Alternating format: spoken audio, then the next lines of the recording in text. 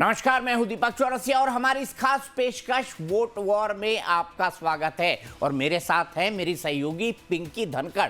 पिंकी, लोकसभा और राज्यसभा से 33% महिलाओं को आरक्षण का रास्ता अब साफ होने जा रहा है, तो पिंकी धनखड़ एमपी पिंकी धनखड़ बढ़ेंगी? बिल्कुल, कोशिश मेरी पूरी रहेगी। अगर यहाँ क्योंकि धनखड़ धाकड़ है, धनखड़ धाकड़ है, बिल्कुल सर। और मेरा इंटरेस्ट भी है और मैं हमेशा सोचती भी हूँ कि कभी अगर ऐसा मौका मिला या फिर इस ट्रैक पे जाने का कुछ भी मौका मिला तो मैं ज़रूर वहाँ पर जाऊँगी। और ये काफ़ी मतलब मेरे भविष्य से पहले, यानी कि आगे बढ़ने से पहले ये अगर फैसला हो रहा है तो बहुत बड़ी बात है और बहुत खुशी की भी बात है। बहुत अच्छी बात है, बहुत खुशी की बात है। लेकिन अभी के संकेतों के हिसाब से ये तीनों बिल जो हैं ये पास होने की सूरत नहीं है, क्योंकि सरकार के पास नंबर्स नहीं हैं और अपोजिशन ने साफ कर दिया है कि वो सरकार का समर्थन करने नहीं जा रही। लोकतंत्र के मंदिर से आज एक ऐतिहासिक तस्वीर साफ होने वाली है। महिला आरक्षण में संशोधन और परिसीमन से जुड़े विधेयकों पर संसद में पिछले 2 दिनों से चल रहा महामंथन अब अपने आखिरी पड़ाव पर है। आज वो घड़ी आ गई है जब सदन में मत विभाजन है। बस थोड़ी ही देर में वोटिंग होगी, जिसका इंतजार पूरे देश को है। शुक्रवार का ये दिन भारत की राजनीति में मील का पत्थर साबित होने जा रहा है। आधी आबादी को उनका पूरा हक दिलाने के लिए आज बड़ा फैसला होगा। हौसलों के उड़ान का अंदाजा इसी से लगाया जा सकता है कि गुरुवार को सदन की कार्यवाही देर रात करीब 1:15 बजे तक चलती रही। सत्ता पक्ष और विपक्ष दोनों तरफ से दलीलों की झड़ी लग गई। सरकार का लक्ष्य साफ है, आरक्षण को केवल कागजों पर नहीं बल्कि परिसीमन के जरिए नई सीटों के साथ धरातल पर उतारना है। इस विधायी पैकेज में 3 बड़े बदलाव छिपे हैं। पहला, 33% आरक्षण का पुख्ता आधार। दूसरा, लोकसभा की सीटों को 543 से बढ़ाकर लगभग 850 करने का रोड मैप। और तीसरा, केंद्र शासित प्रदेशों की विधानसभाओं में महिलाओं की एंट्री। लेकिन रास्ता इतना आसान भी नहीं। विपक्ष का सवाल अभी क्यों नहीं यहाँ पर टिका है। इंडिया गठबंधन की मांग है कि आरक्षण को जनगणना और परिसीमन की शर्तों में ना फंसाया जाए। वहीं दक्षिण भारत के राज्यों की अपनी चिंताएं हैं। लेकिन सरकार ने साफ कर दिया है कि ये कानून महिलाओं के सशक्तिकरण का सबसे बड़ा हथियार बनेगा। तय हो जाएगा कि 2029 के आम चुनाव में देश की संसद का स्वरूप कैसे होगा। क्या हम दुनिया की सबसे बड़ी और महिला प्रधान संसद की ओर बढ़ रहे हैं? इंतजार खत्म, आज रचेगा नया इतिहास। हौसलों की उड़ान, मिलेगा पूरा आसमान। नारी शक्ति वंदन। संसद में महावोट, देखिए वोट वॉर। तो अभी तक संसद के अंदर जो है वो प्रधानमंत्री नरेंद्र मोदी बोल चुके हैं, विपक्ष के कई सारे नेता बोल चुके हैं, राहुल गांधी बोल चुके हैं, प्रियंका गांधी बोल चुकी हैं और अब इंतजार है गृह मंत्री अमित शाह का। गृह मंत्री अमित शाह इस पूरे बिलों पर, जो 3 बिल हैं, एक तो केंद्र शासित प्रदेश की विधानसभाओं के अंदर महिलाओं को जो है 33% आरक्षण देना, इसके अलावा जो परिसीमन और परिसीमन को तय करना, डिलिमिटेशन करना, और इसके अलावा महिलाओं को 33% आरक्षण। आप सोच रहे होंगे कि 2023 में तो एक बिल जो है वो पास हो चुका है, तो फिर इसकी जरूरत क्यों? क्योंकि सरकार चाहती है कि 2029 में ही महिलाओं को ये आरक्षण मिल जाए, क्योंकि जनगणना और उसके बाद डिलिमिटेशन ये एक लंबा प्रोसेस हो जाएगा, जिसके चलते हो सकता है कि महिलाओं को आरक्षण 2034 या 2039 में मिले। लेकिन सरकार की कोशिश है कि 2029 में ही ये रिजर्वेशन मिल जाए। लेकिन क्या ऐसा हो पाएगा? क्या ऐसी संभावना बनेगी? देखिए, हम आपको कई तस्वीरें दिखा रहे हैं, जिसमें एक में अखिलेश यादव बोल रहे हैं, एक में प्रियंका गांधी बोल रही हैं, एक में प्रधानमंत्री नरेंद्र मोदी बोल रहे हैं और एक में जो फॉर्मूला समझा रहे हैं गृह मंत्री अमित शाह, जिनको इस चर्चा के ऊपर जवाब देना है। लेकिन नंबर गेम सरकार के फेवर में नहीं है। सरकार के पास लोकसभा में लगभग 67 सीटें कम हैं और राज्यसभा में उसके पास 21 सीटें कम हैं, क्योंकि यह संविधान संशोधन विधेयक है और इसके ऊपर 2/3 वोटिंग होना जरूरी है। 2/3 सांसदों का मत पड़ना जरूरी है और ऐसे 2/3 सांसद सरकार के पास नहीं है। अब देखिए, राहुल गांधी अपना भाषण लेकर निकल गए निकलने के बाद बहुत शोर मचाया अनुराग ठाकुर ने कि अपनी बात कह के तो निकल जाते हैं, लगातार झूठ बोलते हैं, लेकिन जब उनकी बात के जवाब देने की बारी बीजेपी के सांसदों की आती है तो राहुल गांधी जो है वो अपनी जगह छोड़कर सदन से बाहर चले जाते हैं। यही राहुल गांधी है। राहुल गांधी इस वक्त मकर द्वार के ऊपर हैं और मकर द्वार के ऊपर वो संवाददाताओं से बात कर रहे हैं। सोल्यूशन है मिलेगा तो मैं बोल दूंगा यही है। लेकिन सरकार में बहुत नाराजगी थी। और बिल गिरने वाला है राहुल जी बिल गिरने वाला है। तो यहाँ पे राहुल गांधी ये कहते हुए कि 16 जो पजल है वो इतनी आसानी से नहीं बताएंगे। तो देखिए, महिला आरक्षण पर वोट वॉर चल रही है। राहुल गांधी इस वक्त संसद के बाहर हैं। उन्होंने अपना भाषण खत्म कर दिया है। भाषण को लेकर काफी विवाद हुआ। उन्होंने कहानी सुनाई जादूगर की और वो चाहते थे कि प्रधानमंत्री जो है उनको उस जादूगर से लिंक कर दिया जाए जो अपने शो के दौरान फेल हो जाता है। लेकिन राहुल गांधी के इन शब्दों को रिकॉर्ड से निकाल दिया गया। राहुल गांधी के इन शब्दों को रिकॉर्ड से निकाल दिया गया। अब राहुल गांधी वोटिंग के लिए वापस आएंगे। अब 4 बजे ये वोटिंग होनी थी, लेकिन 4 बजे जो है अब वोटिंग होती हुई दिखाई नहीं दे रही है, क्योंकि अभी तक गृह मंत्री का भाषण ही शुरू नहीं हुआ है। तो आइए सबसे पहले सुन लेते हैं कि प्रधानमंत्री ने महिला आरक्षण बिल पर क्या कहा। उन्होंने 2 पोस्ट भी लिखी है, एक पॉलिटिकल पार्टीज के लिए लिखी है और एक सांसदों के लिए लिखी है, और अपील की है कि आप आइए इस बिल के फेवर में वोट करिए। लेकिन पिछले दिनों जब हम 23 में चर्चा कर रहे थे तब भी व्यापक रूप से बात ये थी कि इसको जल्दी करो। हर कोई कह रहा था जल्दी करो। अब 24 का संभव नहीं था क्योंकि इतने कम समय में करना मुश्किल था। अब 29 में हमारे पास अवसर है। अगर हम 29 में भी नहीं करते तो ये स्थिति क्या बनेगी हम कल्पना कर सकते। फिर हम देश की माताओं बहनों को ये विश्वास नहीं बना पाएंगे कि हम सचमुच में प्रयास सच्चे अर्थ कर सकते थे।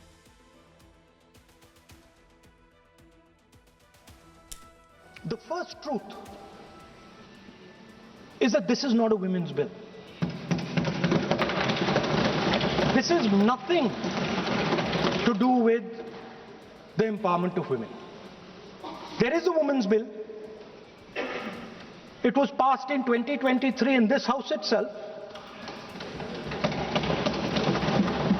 And my friends and teachers in the BJP said that it will be implemented in 10 years' time.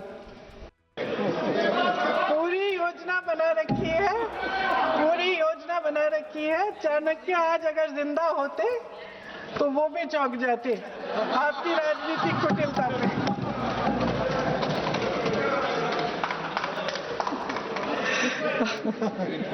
इन्होंने पूरी योजना बना रखी है। हंस रहे हैं, सहमत है मेरी बातों से।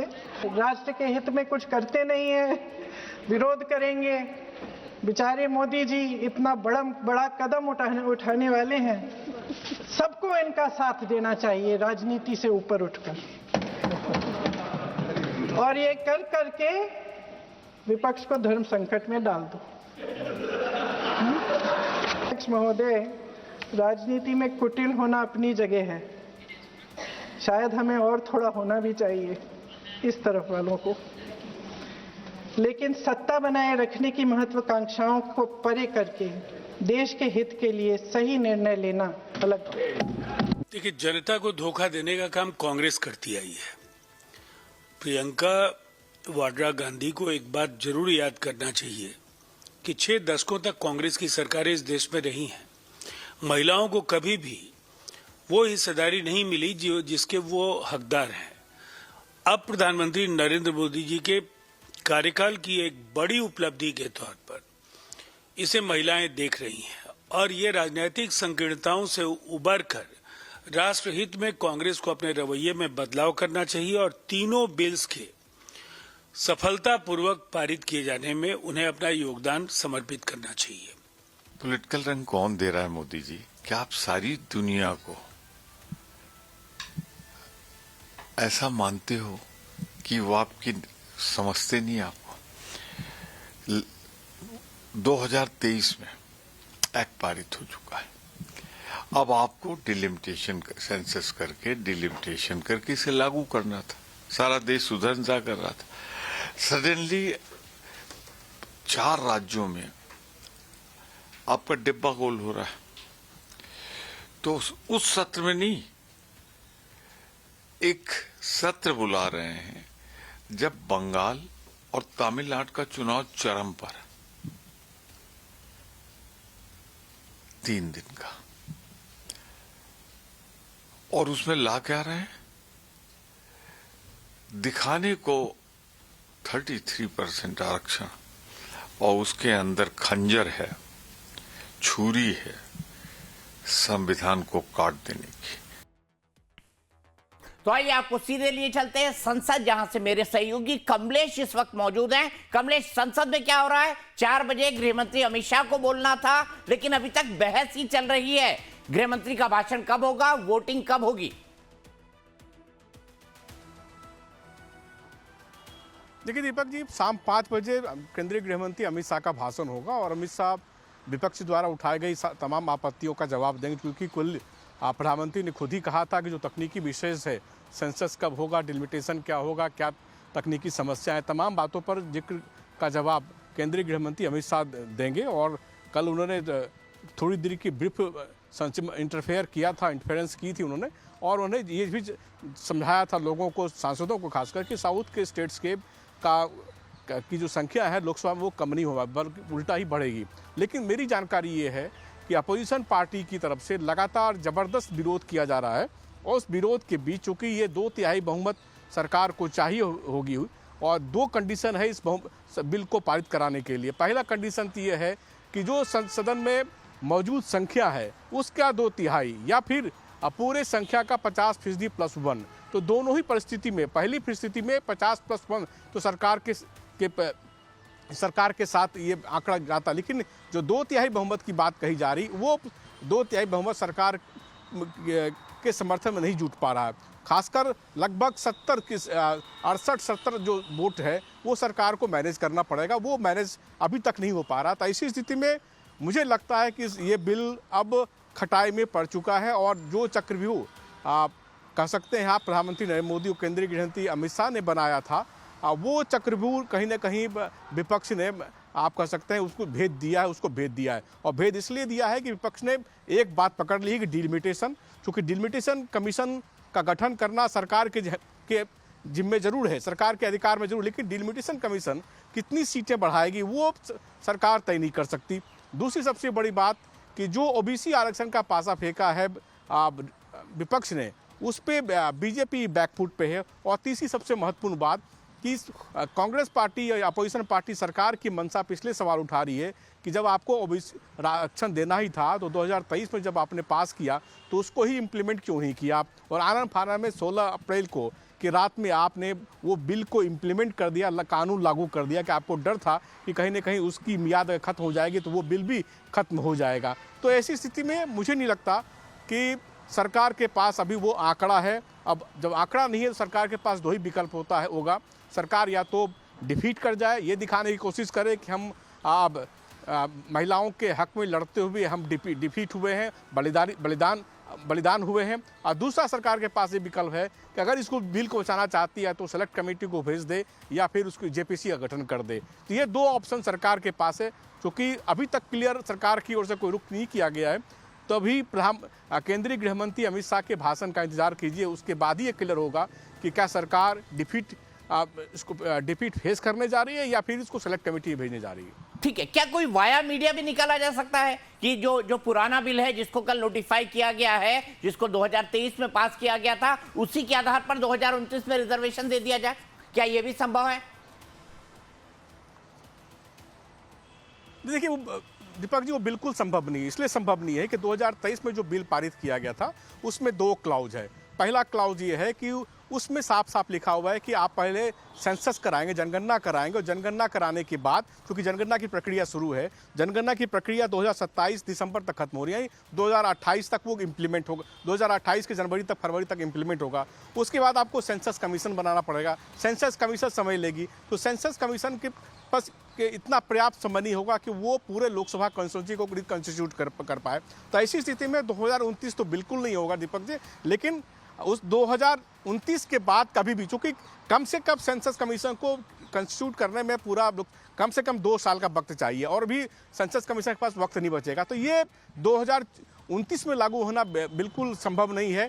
तो हो सकता है कि इसको 2029 के बाद, लेकिन एक जो प्लस पॉइंट हो सकता है कि सरकार ये बताने की कोशिश करी कि मैंने तो भरपूर कोशिश की इस बिल को पारित कराने के लिए, और जो साउथ स्टेट्स की जो अप्रीहेंशन था उसको भी खत्म किया, 50% मैं सीटें ही बढ़ा रहा हूँ, उसके बावजूद वो महिला आरक्षण बिल पर आमदा है, एडमेंट है, जबकि SC ST रिजर्वेशन तो कॉन्स्टिट्यूशन में आहित है, उसमें तो कोई दिक्कत नहीं है। लेकिन वो एक नया क्लाउज, OBC क्लाउज के लिए ये कॉन्स्टिट्यूशन में इस तरह का प्रावधान नहीं है, तो ये कह सकते हैं कि महिलाओं को हक रोकने के लिए ये विपक्ष पार्टियां करें, तो उसको आप क्लेम कर सकते हैं, नैरेटिव गढ़ सकते हैं, तो ये पॉजिटिव हो सकता है। बाकी अभी फिलहाल 2023 के महिला शक्ति बंधन विधियों में इस तरह का प्रावधान नहीं है दीपक जी।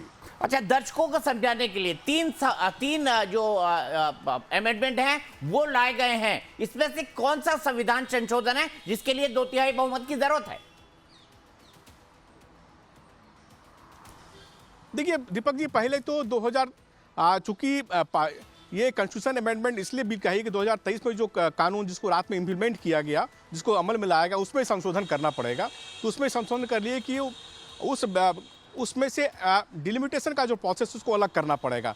तो डिलिमिटेशन का प्रोसेस अलग करने के लिए फिर राज्य में और केंद्र शासित प्रदेश दोनों में जो संख्या बढ़ाए जाने की बात है, जिसको केंद्रीय गृह मंत्री अमित शाह ने इंट्रोड्यूस किया है, उसके लिए, और उसके बाद चूंकि सबसे बड़ा जो इसमें संशोधन ये है कि जो 2023 का जो अमेंडमेंट था, संशोधन था, उसमें अमेंडमेंट करना, इसके लिए सरकार को 2/3 बहुमत की जरूरत है। वो बहुमत होगी तभी भी सरकार 2 बिलों पर आगे बढ़ पाएगी। जब वही अमेंडमेंट गिर जाएगा तो सरकार फिर दोनों इस 2 पर आगे नहीं बढ़ पाएगी, क्योंकि तीनों बिल अलग अलग जरूर पेश किया गया, लेकिन सबका जो बेस है 2023 के कॉन्स्टिट्यूशन अमेंडमेंट में अमेंडमेंट करना, वो अमेंडमेंट में 131 अमेंडमेंट के जरिए संशोधन कर सकती है। जब तक वो अमेंडमेंट क्लियर नहीं होगा तब तक ये दोनों बिल इंप्लीमेंट नहीं हो पाएगा। तो ये बड़ी मुश्किल सरकार के सामने कि अगर विपक्ष उनको सपोर्ट करती है तभी ये बिल पारित हो पाएगा, अन्यथा पारित नहीं हो पाएगा। अच्छा कमलेश, ये बताइए गृह मंत्री कितने बजे बोलेंगे, क्योंकि अब ये खबर आ रही है वो 6 बजे बोलेंगे, उसके बाद वोटिंग होगी, तो वोटिंग का कोई समय तो निर्धारित नहीं हो पाएगा, क्योंकि गृह मंत्री जैसे ही भाषण खत्म करेंगे उसके बाद डिवीजन मांगा जाएगा अलग अलग बिलों पर। बिल्कुल आपने ठीक कहा कि चूंकि पहले तय किया कि 4 बजे, लेकिन जो लगातार वक्ताओं की जो वक्ता है अपोजिशन पार्टी की तरफ से या सरकार की तरफ से लगातार लंबा समय ले रहे हैं, और सरकार ने कल ही कहा था कि पर्याप्त समय मिलेगा, तो मुझे लगता है कि 6 बजे तक या 6 बजे के बाद भी ये टाइम एक्सीड कर सकता है, क्योंकि केंद्रीय गृह मंत्री अमित शाह के भाषण के बाद ही वोटिंग होगी। अब वोटिंग की नौबत आती है नहीं आती ये भी देखना होगा दीपक जी। वोटिंग की नौबत तब नहीं आएगी जब अगर सरकार इसको सीधे सिलेक्ट कमेटी को भेज दे, जेपीसी को भेज दे, या फिर सरकार इस बिल को विड्रॉ कर ले। सरकार के पास ये चीजें होती हैं, ये अधिकार सरकार के पास होता है कि जिस बिल को भी वो मूव करती है उस बिल के बारे में इस तीनों में से कोई भी निर्णय कर लेती है। कमलेश, आपको क्या संभावना ज्यादा लगती है, विड्रॉ की लगती है या पार्लियामेंट्री कमेटी को भेजने की लगती है? देखिए दीपक जी, मुझे लगता है कि सरकार शहीद होना चाहेगी। शहीद इसलिए होना चाहिए कि सरकार ये प्रयास करे कि ये दिखे और विपक्ष को, ये जनता को ये दिखाने की कोशिश करे कि हमने तो बहुत प्रयास कर लिया और विपक्ष ने सपोर्ट नहीं किया। तो सरकार ये चाहेगी कि ये सिचुएशन सरकार के लिए विन विन सिचुएशन है, सरकार कोशिश करना चाहेगी। अगर मान लीजिए वो सेलेक्ट कमेटी में भेजती है या फिर उसमें उस कमेटी को विड्रॉ करती है, अगर विड्रॉ करती है तो सरकार पहले हार मान लेगी। इसलिए मुझे लगता है कि सरकार फेस करेगी। फेस करने के बाद सरकार को नैरेटिव करने में आसानी होगी, और दूसरी सबसे महत्वपूर्ण बात ये भी क्लियर हो जाएगा, अगर सरकार सेलेक्टेड कमेटी में भेजती है या फिर जेपीसी में भेजती है तो ये मंशा साबित हो जाए कि सरकार इस अमेंडमेंट को जिंदा रखना चाहती है। तो ये दोनों चीज देखने पड़े, जो कि अभी तक सरकार की ओर से कोई क्लैरिफिकेशन नहीं है कि क्या सरकार डिफीट मेंटेन करेगी या इसको सेलेक्ट कमेटी में या जेपीसी में भेजेगी। ये मंशा तभी क्लियर होगा जब अमित शाह का भाषण हो जाएगा। और मुझे ये लगता है कि ऐसे मामलों में क्या होता है कमलेश कि अगर डिवीजन हो यानी मत विभाजन हो यानी इस पर वोटिंग हो तो आप अपोजिशन पार्टी को बेहतर ढंग से एक्सपोज कर सकते हैं। तो मैंने 1996 से संसद के अंदर देखा है कि विमेन रिजर्वेशन बिल को बार बार लाया गया और बार बार जो है वो गिरता रहा, बार बार गिरता रहा। 1996 का बताऊं पिंकी, 1996 में जब पहली बार एच.डी. देवेगौड़ा की सरकार इस बिल को लेकर आई थी, तब मैं उस वक्त संसद में मौजूद था और बड़ा तीखा विरोध हुआ था। और शरद यादव जो जनता दल के उस वक्त बड़े नेता थे, उन्होंने साफ तौर पर खड़े होकर कहा था, उनका ये कहना था कि इससे परकटी महिलाएं, आप समझती हैं परकटी महिलाएं जिनके बाल कटे हों, दरअसल वो ये कहना चाहते थे कि बड़े लोग जो प्रभावशाली परिवार की महिलाएं हैं वो ही आएंगे, इससे आम महिलाओं को कोई लाभ नहीं होगा। 2010 में मुझे याद है आरजेडी के नेता थे, सांसद थे राजनीति प्रसाद, बड़ा अनोखा नाम है उनका, राजनीति प्रसाद। उन्होंने इस बिल को राज्यसभा के अंदर फाड़ने की कोशिश की थी और मैंने उनका इंटरव्यू भी किया था और उनका ये कहना था कि बिल किसी भी हालत में पास नहीं होना चाहिए। दरअसल हमारे यहाँ पे जो सत्ता है ना वो पुरुष प्रधान है और हमारा समाज जो है वो पुरुष प्रधान है, तो वो अपने पाए में यानी अपने हिस्से में से 33% सीटें महिलाओं को कैसे दे सकता है पिंकी, ये भी बहुत बड़ा सवाल है। इसीलिए इस बिल पर टालम टोली चलती रही। 4 दशक के आसपास का वक्त हो गया है जब से ये बिल पास नहीं हो पाया है, इसको अमली जामा पहनाया नहीं जा सका है। और मैं आपको बता दूं कई पॉलिटिकल पार्टी इसके बारे में तो बात करती हैं, खूब बात करती हैं, लेकिन पास करने जब भी कोई आता है तो कोई तकनीकी मुद्दा अड़ाकर इसको लटका दिया। बिल्कुल, ये दोहरापन अक्सर देखा जाता है जब भी चुनाव नजदीक होते हैं या फिर किसी भी सभा में जाना होता है, बड़े मंचों पर जाना होता है, उस वक्त महिला सशक्तिकरण की बात होती है, महिलाओं को आगे बढ़ाने की बात होती है और तरक्की में महिलाओं के योगदान को लेकर बात होती है। लेकिन जब बारी आती है महिलाओं को इनको उनके अधिकार देने की तो उस वक्त जो है पीछे खिंचते नजर आते हैं तमाम जो दल हैं। और वही इस वक्त भी देखा जा रहा है, आधी आबादी को जब आवाज मिल रही है, वो भी पूरी आवाज नहीं, आधी आवाज दी जा रही है, उसके लिए भी इतना गहमा गहमी हो रही है, उसके लिए भी इतनी तर्कबाजी हो रही है, उसको लेकर भी इतनी राजनीति हो रही है, ये समझना काफी मुश्किल है। फिलहाल सर हमारे साथ राजनीतिक विश्लेषक संजीव उनियाल जी जुड़ गए हैं और इन्हीं से अब समझने की कोशिश करेंगे। आइए उनसे पूछ लेते हैं। संजीव उनियाल जी, आपको क्या लगता है ये तीनों बिल पास हो पाएंगे, क्योंकि नंबर तो सरकार के पास नहीं है? देखिए ये विडंबना ही है, जैसे आप दोनों भी डिस्कस कर रहे थे, मुंह में राम बगल में छुरी, बहुत सारी कहावतें आप संस्कृत के श्लोक फिट हो सकते हैं दीपक चौरसिया और पिंकी जी, परंतु मुझे लगता है कि अपने आप में दुर्भाग्य। आपने देखा होगा कि 96, 98, 2000, 2010 कहां, मतलब लगातार आपको देखिए कि उसके बीच में किसी ना किसी टेक्निकल रीजन के कारण जो है उसमें विपदाएं बाधाएं आती रही। तो हमारे फिजिक्स के टीचर थे Deepak Chaurasia, if you can not convince confuse, वो ऐसा पढ़ाया करते थे, लगता था ही इज वेरी इंटेलिजेंट, बहुत अच्छी बातें करते हैं, बहुत बढ़िया बातें करते हैं। तो लास्ट में हमारे मुझे जो लगा उन पे कोट जो लगता था, if you can not convince confuse, क्योंकि वो बहुत सारी बातें इंटेलेक्चुअल बातें क्या करते थे विदाउट क्लैरिटी, अनएम्बिग्यूटी के विदाउट। तो मुझे लगता है एम्बिगुअस चीजों को जब आप किसी चीज को करना नहीं चाहते, एक टारगेट पर पहुंचाना नहीं चाहते, कंक्लूजन तक लेना नहीं चाहते, तो उसके बीच में आप इफ परंतु बट लगाकर उसको किसी भी तरह दरकिनारे कर देते हैं। फिर 5 साल बीत जाते हैं, फिर 10 साल बीत जाते हैं और ऐसे लगातार टाइम कटता रहता है। तो ये आज इस पर ऐसा लग रहा था, महिलाएं कितनी आंदोलित थी, आप देखिए कि आप 543 सीटों में से अपना हक देना नहीं चाहते। उसका एक तरीका निकाला गया कि 33% आपको लेजिस्लेटिव काउंसिल्स में और एमपी वाली सीट में भी आपको एनहांस किया जाएगा।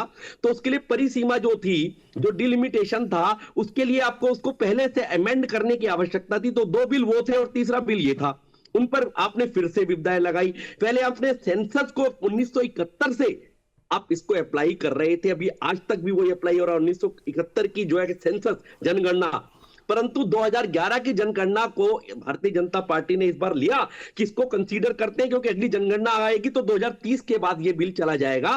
तो उसको लिमिट करने के लिए उसको यहां पर एकदम 2029 तक महिलाओं को फायदा हो पाए 33% का, 2011 की जनगणना को मद्देनजर रखकर एपी सेंटर बनाकर आगे इस कार्य को बढ़ाया जाए, ऐसा करने की सोची तो उस पर भी बहुत सारे प्रश्न खड़े हो जाते हैं। और राहुल गांधी जी क्लियर कट क्या कहते हैं, हम किसी भी हालत में नहीं होने देंगे।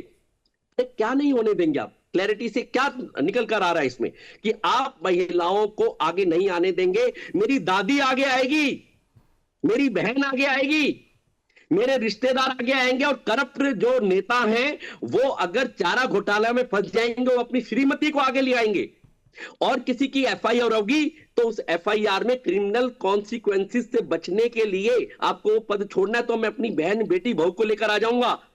परंतु आम जनता उसका लाभ ना उठा पाए, उसके लिए आम महिलाएं आगे ना आ पाए और अपना 50% की शेयर को रिप्रेजेंट ना कर पाए, तो उसके लिए बाधाएं आपके सामने नजर आ रही हैं। मुझे लगता नहीं है कि ये ज्यादा बाधाएं लंबी चल पाएंगी दीपक चौरसिया। ये आने वाले समय में आपने देखा है ना, वो चींटी जो थोड़ा सा चढ़ती है, आप कभी चींटी को ऑब्जर्व करते होंगे, और थोड़ा सा चढ़ के नीचे गिर जाती है, फिर दोबारा चढ़ने की कोशिश करती है, तो इस बार लगभग 1-2 फुट ऊपर और चढ़ जाती है, फिर नीचे गिरती है, फिर उसके बाद चौथी बार में वो कहीं ना कहीं ऊंचाई तक आ जाती है, आपके आई लेवल तक आ जाती है। तो ये महिला वो है, ये भारतीय महिला है। हमने अपनी माँ को जूझते हुए देखा है, हमने अपनी बहन को जूझते हुए देखा है। हम एडवोकेट के नाते, मैंने दीपक चौरसिया अपने एक कोर्ट में लिखा है महिलाओं को जूझते हुए, और जब हम देखते हैं जिन महिलाओं को, जिन बच्चियों को हम अंडर एस्टिमेट करते थे क्लास में, हमारे क्लास के लड़के, वो जब रिप्रेजेंट करते तो सामने वो जज बन के बैठी होती है। आपको हैरानी होगी कि 45% जो है वो 30,000 कोर्ट में, डिस्ट्रिक्ट कोर्ट की बात करता हूं, आउट ऑफ टोटल 45% महिला जजेस हैं, जिनके सारे सामने पहले पुलिस ऑफिसर को सैल्यूट लगाना पड़ता है, और बड़े बड़े वकीलों को, हमें भी माय लॉर्ड कह के उन नई बच्चियों को जो है माय लॉर्ड कहना पड़ता है। तो मैं आपको ये नटशेल में बता रहा हूं कि ये वो शक्ति है जिसका वंदन, चाहे वो अधिनियम के रूप में करना होगा, चाहे एक्ट के रूप में करना पड़ेगा, चाहे आप मन से कर लें, चाहे मानसिक रूप से कर लें, आपको करना ही पड़ेगा। आप नहीं बच पाएंगे। तो वो समय दूर नहीं, पहले भी दुत्कारा गया उन लोगों को जिन्होंने बिल फाड़ दिए। एसपी आरजेडी की आपको याद है ना क्या हुआ था 98 में, आप थोड़ा सा ध्यान दिला रहे थे। ये लोग सामने आड़े आके खड़े हो गए, मुलायम सिंह यादव और साथ में लालू जी, कहते नहीं किसी भी हालत में, कौन सा बिल, कैसा शेयर। तो मुझे लगता है कि संगत स्वदम संबद्धोधम संवो मनानसी जानताम देवा भागम यथा पूर्वे संजा नाना उपासते समानो मंत्रा समिति समानी समानी वा कूति समानी हृदयानी वा। हम सब एक प्लेटफॉर्म पर आएंगे, महिलाएं भी होंगी उसमें, हम सब एक साथ बैठेंगे, एक साथ सोचेंगे, एक साथ बढ़ेंगे, और इस भारतवर्ष को दोबारा से जो है वो जगत गुरु बनाने के लिए लगातार दिशा में बढ़ते रहेंगे। महिलाएं पीछे रहने वाली नहीं है, ये मुझे लगता है कि सब पॉलिटिकल पार्टीज को समझ लेना चाहिए। आज बढ़िया मौका था दीपक चौरसिया, मुझे तो कई बार ऐसा लगता है कि कई बार बहुत अच्छा मौका होता है कि जब आपकी हवा, आपने पतंग उड़ाई और पतंग उड़ाने में आपको एफर्ट्स नहीं लगे, और आपकी पतंग जो है जिस तरफ की डायरेक्शन थी लकीली उसी तरफ चली गई, और आपने वो पड़ोसी की जो पतंग भी काट दी। तो मुझे लगता है आज बड़ा अच्छा मौका था कि आज इनको चुन लेना चाहिए था कि आज भारतीय जनता पार्टी ने जो प्लेटफॉर्म बनाया था, उस प्लेटफॉर्म पर आके अपनी बात रखते और वहीं से अपनी बात को कहकर उनके कंधे पर बंदूक रख के चलाते, तो मुझे लगता है कि शायद ज्यादा अच्छी रणनीति रहती। अच्छे जो है अपने आप में, इनको मैं पॉलिटिशियन मानता कि हाँ, ये इंदिरा के परिवार से बिलोंग करने वाले लोग हैं। ये वो लोग हैं जो कि पीछे से लालू प्रसाद यादव से और जो है वो मुलायम सिंह यादव के जो बिल्कुल जो मंझे हुए कलाकार थे, उनके पुत्र हैं, उनकी वधू हैं, उनकी वर वधू हैं, पर ये नहीं प्रूव कर पाए। तो ये मुझे लगता है कि ये बहुत आज टर्निंग पॉइंट होगा। ये अगले कल तक हमें और प्रूव हो जाएगा। ठीक है, अगर इस मौके का फायदा नहीं उठा पाए तो दिक्कत होगी पॉलिटिकल पार्टीज को। भाग्यश्री, क्या लगता है आपको, पास हो पाएगा? क्योंकि नंबर तो सरकार के फेवर में है नहीं। देखिए, नंबर सरकार के फेवर में नहीं है, लेकिन एज अ महिला मैं तो ये बोलूंगी, देश की हर बेटी, हर महिला बोलेगी कि पास होना चाहिए। ये कौन से लोग हैं जिनको महिलाओं के अधिकार के आधार से भी दिक्कत है? सदन में बैठा जो भी व्यक्ति है उसको आपत्ति क्यों है? उसको आपत्ति नहीं होगी देरी से, क्योंकि वो तो ऑलरेडी उस जगह पे है जहां पे एक सामान्य सी बेटी, महिला सपना देखेगी जब ये कानून पास हो जाएगा। अब भाई, आम सी महिला और बेटी को तो विरासत में तो राजनीति मिली नहीं है, उन लोगों को तो मिली है। तो मुझे तो लगता है कि अगर ये पास नहीं होता है अगर कोई भी एक व्यक्ति भी इसके बीच में आड़े हाथ आता है तो मैं तो ये बोलूंगी कि बेटियों का महिलाओं को जो 70 साल से उनका जो राजनीतिक अधिकार नहीं मिला, आप फिर से उस अधिकार को कहीं ठंडे बस्ते में डाल देंगे और ना जाने फिर वो कब सुर आएगा, कब चीजें आगे बढ़ेंगी और कब वो लागू होगा। तो मुझे तो लगता है भाई आधी आबादी के सम्मान की और राजनीतिक सशक्तिकरण की बात है। यहाँ पे राजनीति, दल, विचारधारा से दूर हटकर सबको एक साथ आके महिलाओं के सम्मान के लिए खड़े होना चाहिए और इस बिल को पुरजोर तरीके से पारित करना चाहिए। तो मैं तो हर देश की महिला और बेटी के तौर पे यही बोलूंगी कि देखिए स्वागत योग्य कदम है। हजार उसमें कमियां निकाल के आप ये मत दर्शाइए कि आप विपक्ष हैं तो आपकी सिर्फ यही रणनीति और आपकी यही राइट है कि आपको हर चीज में टांग अड़ानी है, आपको हर चीज को रोकना है, चाहे वो गलत है या सही है। भाई महिलाओं की इज्जत की सम्मान की बात है, प्लीज उनके पार्टिसिपेशन को 70 साल आपने टाल दिया, और मत टालिए जी।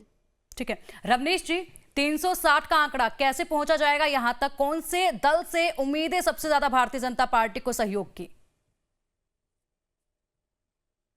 रमनीश जी जुड़ा ही नहीं है हमारे साथ पिंकी। कोई नहीं, सुबोध जी के पास चलता हूं। सुबोध जी, मुझे ये बताइए कि 2023 में सरकार नारी शक्ति वंदन अधिनियम लेकर आई और ये तय कर दिया कि 33% रिजर्वेशन मिलेगा, भले से उसको डिलिमिटेशन और पॉपुलेशन जनसंख्या के साथ, जनगणना के साथ जोड़ा गया। लेकिन 2023 के बाद 2024 में परिणाम क्या आया? भारतीय जनता पार्टी 240 पर अटक गई। ये कैसा पॉलिटिकल नैरेटिव था जो 2023 के बाद 2024 में बीजेपी के फेवर में ये महिला शक्ति वाला बिल काम ही नहीं कर पाया?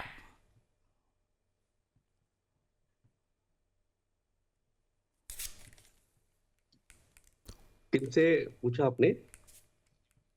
आप ही से पूछा है सर मैंने कि 2023 में सरकार ने पास किया, 2024 में 240 पर सिमट गई। तो ये क्या टकराव है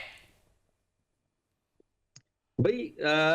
मतलब आप इस बात से ये निकालना चाह रहे हैं कि महिलाओं ने सपोर्ट नहीं? अच्छा आपका ये मतलब है 240 पर क्यों नीचे क्यों आ गया वो? हाँ बिल्कुल नीचे क्यों आ गया सर?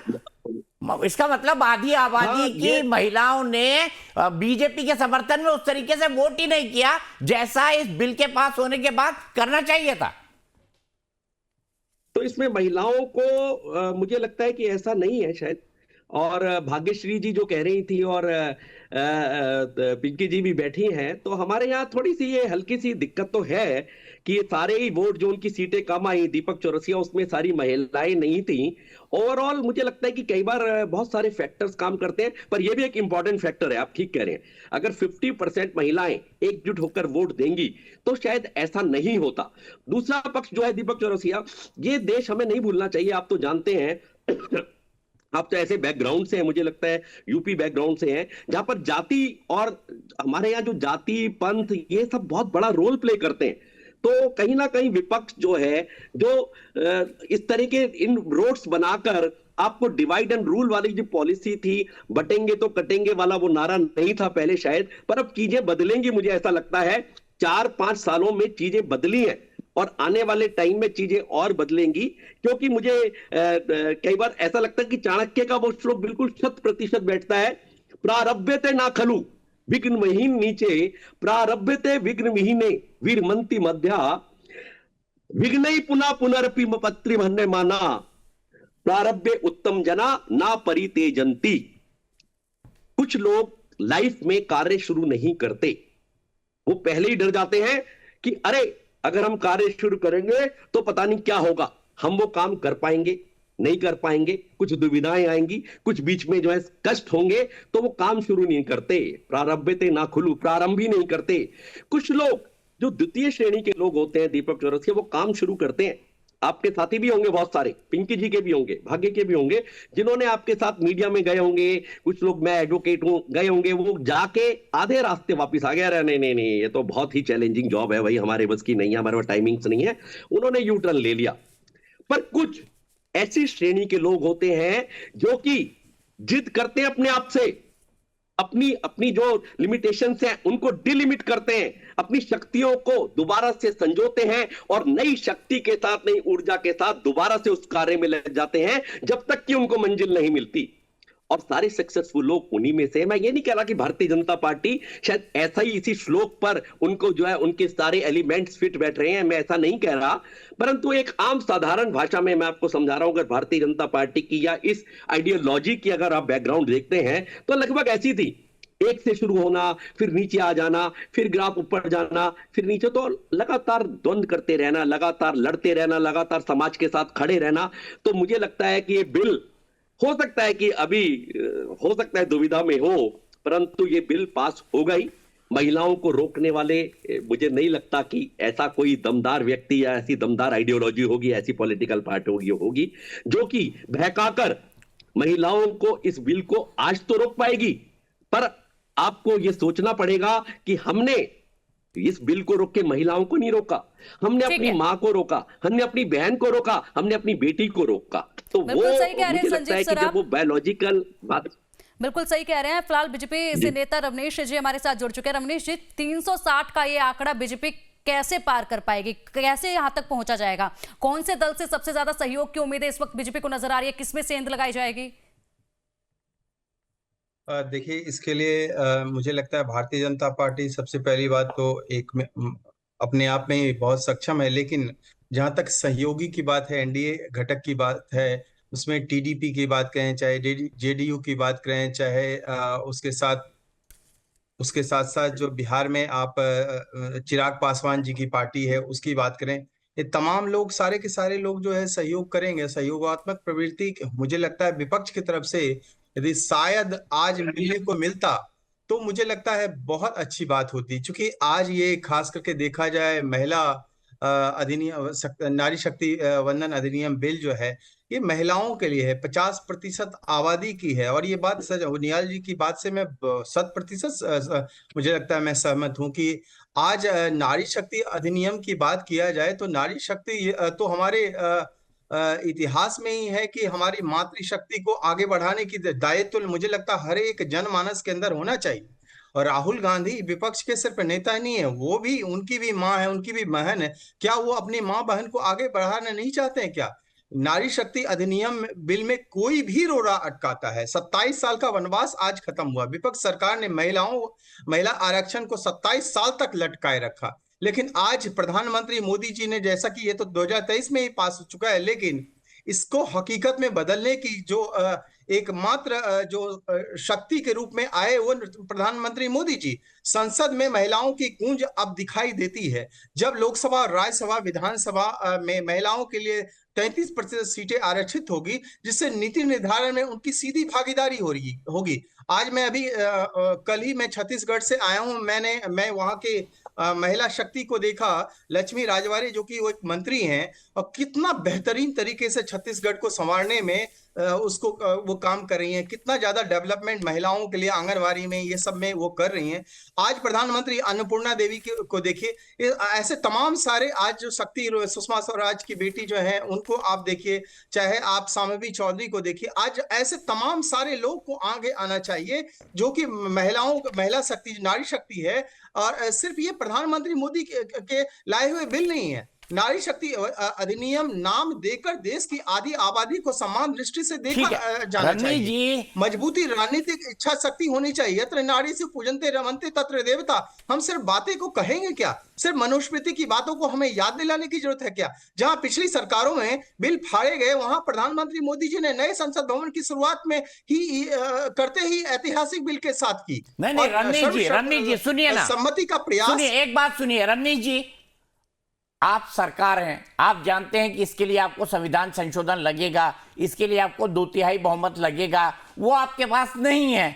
आप बिना किसी तैयारी, विपक्ष के किसी नेता से बिना बातचीत के लिए बिल लेकर आ जाते हैं, तो गिरना तो तय है। सबसे पहली बात है, बहुत अच्छा सवाल आपने कर दिया, लेकिन ये सवाल मुझे लगता है सीधा तौर पे विपक्ष से पूछना चाहिए, जो कुत्ते बिल्ली का जो खेल खेलने लगते हैं लोकसभा के सदन के पटल पे जाकर भी। यदि आप राहुल गांधी से ये उपेक्षा, विपक्ष के नेता से कम उपेक्षा तो हम नहीं कर सकते हैं कि कम से कम शब्दों की गरिमा को, मर्यादा को तो निभाने का प्रयास करना चाहिए। यह ऐतिहासिक बिल है। सिर्फ नारी शक्ति बिल नहीं, आपने कहा कि विपक्ष को साथ में लेना चाहिए। क्या विपक्ष इतना ज्यादा अबोध बालक की भांति काम कर रहा है? राहुल गांधी विपक्ष के नेता इतने अबोध बालक की भांति वो काम करें? क्या उनको ये सारी चीजें दिखाई नहीं देता कि आज विकसित भारत में नारी शक्ति का कितना बड़ा योगदान है? प्रधानमंत्री मोदी जी का स्पष्ट विजन है कि बिना नारी शक्ति के विकास अधूरा है, और यह बिल जो है विकास विकसित भारत की नींव है। 3 तलाक की मुक्ति की बात की जाए, उज्ज्वला योजना की बात की जाए, चाहे स्वच्छ भारत मिशन की बात की जाए, चाहे जल जीवन मिशन की बात की जाए, मुद्रा योजना की बात की जाए। इस योजना के मुद्रा योजना में तो देखें कि इस योजना के तहत दिए गए लोन में 70% लाभार्थी महिलाएं हैं जो आज सफल उद्यमी बन रही हैं। प्रधानमंत्री आवास योजना में आप देखिए, आवास योजना क्या बोलने लगे? मैंने आपसे क्या सवाल पूछा था रमनीश वत्स जी? मुझे ये बताइए ना, जब कोई बिल लाया जाता है, सर मैं 1992 से संसद कवर कर रहा हूं, तब सरकार अपने अंकगणित को जो देखती है, विपक्ष से भी बात करती है, उनसे भी संवाद स्थापित करती है। क्या आपके संसदीय कार्य मंत्री, क्या आपके गृह मंत्री, क्या प्रधानमंत्री जी ने विपक्ष के नेताओं तक पहुंचने की कोशिश की? रमनीश जी ये बताइए, हाँ या ना? पहली बात है कि देखिए, संवाद का रास्ता हमेशा खुला रहता है। यदि आप कहें कि ये पहल यदि राहुल गांधी जी की तरफ से यदि आ जाता तो ये बात गलत हो जाती क्या? अरे कुछ और हो जाता? संसद की कार्रवाई में जिम्मेदारी सरकार की होती है, विपक्ष की नहीं। अपने बिल को पास कराना ये जिम्मेदारी सरकार की है रमनीश जी, विपक्ष की नहीं। तो क्या विपक्ष की नहीं है? अच्छा ठीक है, आपने कहा कि सरकार की जिम्मेदारी बनती है। क्या आज विपक्ष रोड़ा अटका रहा है उसकी जिम्मेदारी ये है? क्या ये गैर जिम्मेदाराना हरकत नहीं हो रहा है क्या विपक्ष की तरफ से?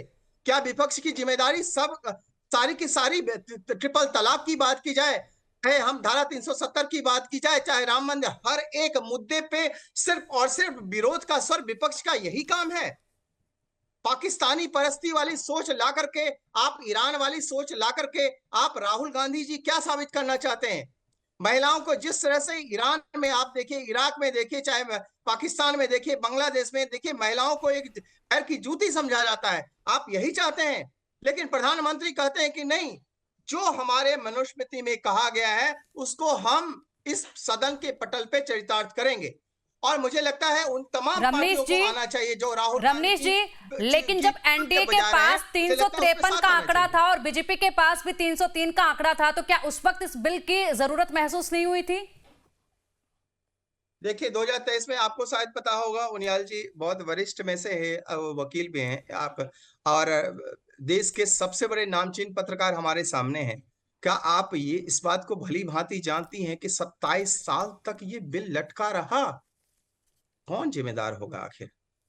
और आज भी क्या सदन के पटल पे इतिहास रचने का एक स्वर्णिम मौका नहीं दिया गया था? प्रधानमंत्री मोदी जी ने कहा कि आप जाकर क्रेडिट ले लीजिए, क्रेडिट ले लीजिए। क्रेडिट लेने की होड़ यदि आपको लगता है कि प्रधानमंत्री मोदी जी सारा क्रेडिट लेके जाएंगे, तो आज आ जाइए ना, राहुल गांधी जी आ जाते और बोलते कि हाँ इस बिल के समर्थन में हम खड़े हैं, बोल देते।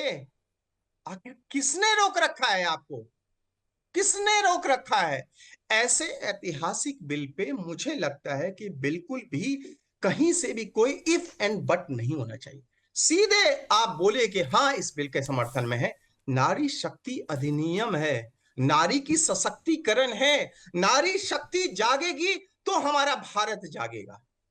नारी शक्ति जाग गई ना तो हमें विश्व गुरु बनने से कोई नहीं भारत माता की जय सिर्फ बोलने से हो जाएगा। चलिए ठीक है, भारत माता की जय सिर्फ बोलने से नहीं होगा। भारत माता को जय जयकार करने के लिए ये सारे बिल जो है, आज भी मुझे लगता है 6 बजे की वोटिंग होनी है। मुझे लगता है कि अभी भगवान, हे भगवान, मैं दुर्गा माता से कहता हूं, काली माता से, उनको सद्बुद्धि प्रदान करें और आज जो विरोध में वो फिर से पक्ष में आ जाएं।